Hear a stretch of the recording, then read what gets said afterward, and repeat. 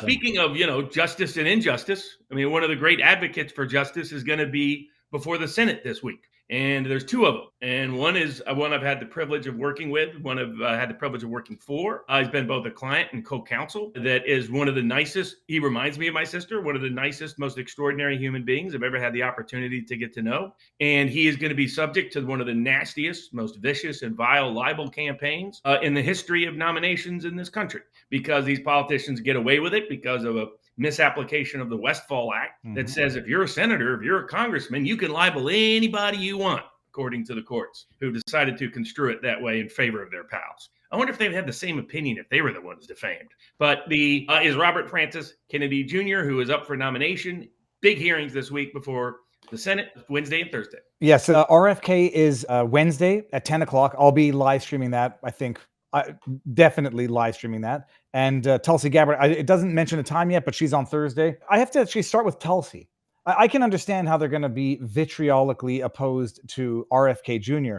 What the hell is the deal with the vitriol towards Tulsi Gabbard? I mean, I appreciate some people are still under the misapprehension that she's a Russian asset or an Assad sympathizer. But as far as I can tell, she was a Democrat in good standing for a great many years, a veteran, smart, wonderful, eloquent, tempered in her thoughts, measured in her expression. How did she become such a public enemy, number one, on par with RFK Jr.? Well, think about it. Here you have Pete Hegseth, who served multiple times overseas, nominated to be the Secretary of Defense. Every single Democrat votes against him. And senators like Mitch McConnell and Lisa Murkowski. Lisa Murkowski's a moron. Failed the bar so many times, she quit taking it. Her daddy, who was notoriously corrupt in Alaska, appointed her to the Senate. When Republicans tired of her nonsense, she helped engineer ranked choice voting in Alaska so that she could continue to win, even though Republicans in the nomination process were rejecting her. So she's a fake Republican. She's a Democrat from Alaska. That's what she is. Everybody kind of knows that. She can't officially call herself a Democrat because then she would lose in Alaska. She can call herself a Republican and get Democratic votes, put her over the top. So that's not a surprise as to what a scumbag she is. What is a surprise to many ordinary Republicans, but not to all of us, is what a scumbag Mitch McConnell is. Mitch McConnell should say Senator R/China, not R-Kentucky, R-China. His wife is Chinese, and they've made hundreds of millions of dollars with the corruption of Senator McConnell, enabling her and her father's Chinese business. That's who Mitch McConnell has always been. Conservatives who listened to the Fox News thought, oh, he was a conservative champion. He was always fighting. No, he's not. He's always been a deep state war whore. That's who Mitch McConnell is. So what people are discovering, including ordinary normie Republicans and conservatives, is that their so-called Republican advocates don't care about the people of Kentucky who elected them to power, or the people of any state who elected them to power. They care about the deep state lining their pockets, the deep state giving them those special parties they like to go to. You could call them Diddy-style parties, Epstein-style parties. They like the power and privilege that being in the Senate gives them, and they couldn't give a rat's rear end about ordinary Americans. And the big crime, the big shame that Tulsi Gabbard is that she does. Unlike Mitch McConnell, she actually served in the United States military. Unlike Lisa Murkowski, she actually served in the American military. Unlike almost every member of the United States Senate, she actually risked her life for our liberty. And that is offensive to the corrupt war whores of the Senate, who are busy lining their pockets and getting their beds taken care of, you might say, with the deep state crowd. So what it is she's served overseas with honor and respect. You won't find another soldier she served with that has anything negative to say about her. She is a testament and a credit to women in the military, which some people, including Hegseth, originally had doubts whether that would work.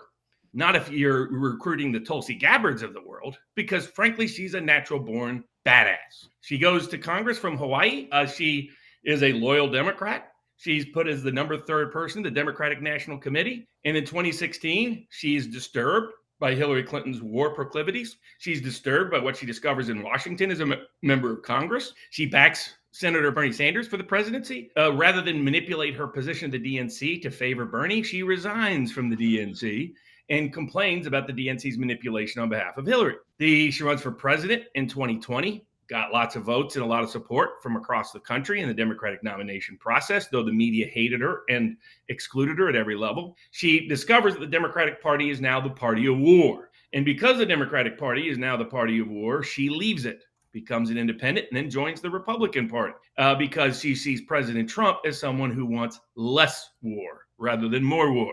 And as someone who has seen the horrors of war, like Tulsi Gabbard, she wants less of it for America's soldiers and American people. Because of that, she speaks out against the deep state corruption and creating conflicts like the ones in Syria, like the ones in Iraq, like the ones in Libya, like the ones in Israel, like the ones in Gaza, like the ones in Ukraine, like the ones in Venezuela, like the ones around the world. And that is her great crime. She has been appointed by President Trump to be the director of national intelligence because he realized that he is constantly and continuously being lied to by the U.S. intelligence and military apparatus.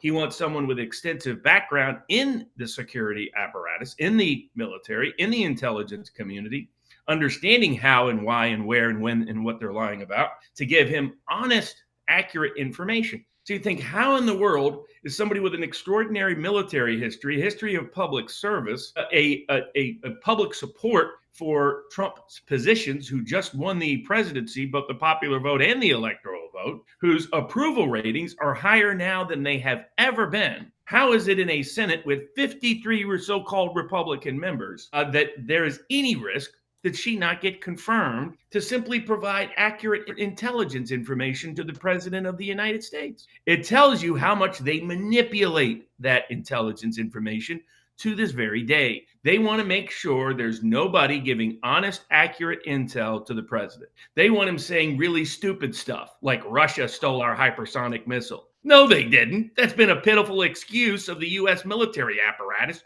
for the better part of a decade. Russia just whipped our ass in getting that missile. She will give him honest intel and information about that. They don't want him to have that. They want him to be as misled as he was his entire first term. They want him as lied to as possible. Susie Wiles, his chief of staff, would like Trump as lied to as possible, by the way. You're seeing these articles written about Susie Wiles doing a good job prohibiting people from talking to Trump. Why would anybody think a longtime swamp member corporate lobbyist Susie Wiles is a good idea to decide who talks to and doesn't talk to President Trump? You're not going to hear this from anyone else on the right because they don't want to upset Susie Wiles. Susie Wiles is making clear, I got all the power. I got little Trump on my little doggy leash. And you better be nice to me and come through me and do what I want, or you won't get anywhere. That's what that's all about.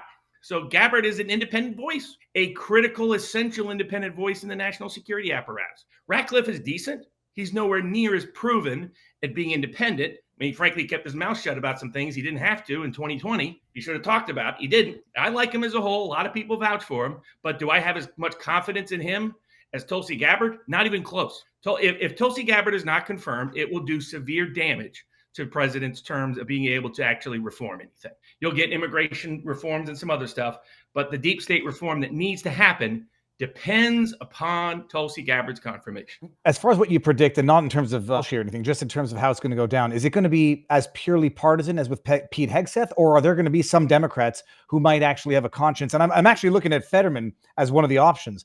Do you foresee any Democrats actually voting for Tulsi Gabbard? You know, it's going to be pitiful and disgraceful. It'll be the sort of ultimate capstone of Bernie Sanders' failed career in terms of elevating left populism if he does not vote for Tulsi Gabbard. Tulsi Gabbard went to bat for him, was the most high-profile person who went to bat for him in 2016. And just because Bernie's one of those people that when they drop the soap, he eagerly bends over, doesn't mean everybody else has to be. And just so that everybody understands what we're talking about, Bernie Sanders bent over and kissed the ring, licked the boot of Hillary Clinton after she literally stole the primaries from him in 2016. This is in 2020 after Joe Biden and Barack Obama stole those primaries from him by changing rules and a whole bunch of other things they did. I mean, look at by the convenience of that Iowa pollster now being sued by President Trump for a fraudulent poll in 2024, who buried a poll that would have sunk Joe Biden in 2020 in Iowa. So if he's honest, then if he has any degree of loyalty in his entire body, then he will absolutely vote for Tulsi Gabbard. If John Fetterman is serious about being independent, no real evidence of that yet. just some rhetorical yipping. Otherwise, he just shows up in his gym shorts for the inauguration. Is he going to be serious or not serious? If he is, then he absolutely votes for Tulsi Gabbard. Anybody who claims to be a reformer of the intelligence community, Senator Wyden from Oregon, who doesn't vote for Tulsi Gabbard is a fraud, is a fake, phony, and fraud. You're going to find out who are the fakes, who are the phonies, who are the frauds, who are the war whores, who are secretly in the pocket of the swamp by how they vote on Tulsi Gabbard and Robert Kennedy. These two votes are going to be extraordinarily revelatory and revealing about the true nature of the parasitic, corrupt class that has come to control our American politics and our American capital. And so we will see. I think that, the two most likely Democratic crossovers would be Sanders and Fetterman. But the other ones would be anybody that's expressed concern about the intelligence community in the past. It won't be the intelligence community's favorite little bitch, Senator Schiff. He'll be eagerly taking the lead against Tulsi Gabbard. But you have no better evidence than this morning on MSNBC, the notorious former communist former communist by his own admission, head of the Central Intelligence Agency, coordinator and orchestrator of Russiagate, John Brennan, going around begging everybody, please, please, please don't let Tulsi Gabbard get in there. So you're going to see a nasty, Mitch McConnell's a war whore and a deep state. So we watch for him to vote against Gabbard. The question is, how many Republicans does Trump lose? Trump needs to if Susie Wiles is legit and wants Trump to do best, then Tulsi Gabbard and RFK better get confirmed. Because I'll be blaming Susie Wiles if they don't. Because she's decided to coordinate and control their entire nomination process, has decided who Trump talks to and who he doesn't talk to. So by golly, you better deliver, Susie, because what happened in Hegseth was a pitiful embarrassment and a failure on your part. That was that close to Hegseth not getting confirmed to the Secretary of Defense. J.D. Vance had to go down there and do it. So I think we're going to find out we're going to reveal what Gabbard's nomination reveals is just how corrupt our Washington Capitol has become. It will reveal how much we are controlled by a parasitic class of deep state war whores who profit from war around the world and enrich themselves off war, and they want to spy on us and spy on everybody else and get away with it. Well, so that means Tulsi Gabbard, high profile supporter of Edward Snowden, high profile supporter of Julian Assange, high-profile supporter of independent financial freedom for crypto, which is what Roger Ver is the leader on globally. So that's why the deep state hates her.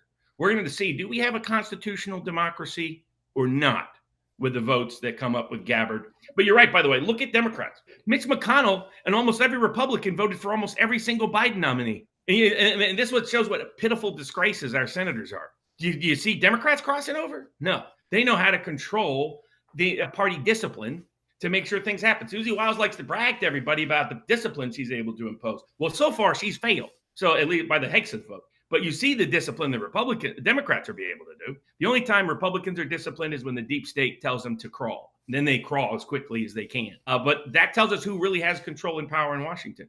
Did this election matter or not? Because if it mattered, a critical component to President Trump winning, a critical component to Republicans in the Senate and the House winning, was Tulsi Gabbard and Robert Kennedy's endorsement of Donald Trump. I'm just looking at the senators now. I realize that there's a lot of them I don't recognize, but in terms of who's going to vote along party lines, recognize them or prostitutes. Well, the thing is, even with Pete Hegseth, I could sort of understand the reluctance of some, given the allegations or the stories, but exaggerated, misconstrued. When you're the longtime Republican, you're from an overwhelming Republican state like Kentucky that just voted for Trump and his nominees by over 20 points. And that's how lopsided the Kentucky vote was. And he voted for every Democratic nominee. He voted for men dressing up and pretending to be women for cabinet level positions.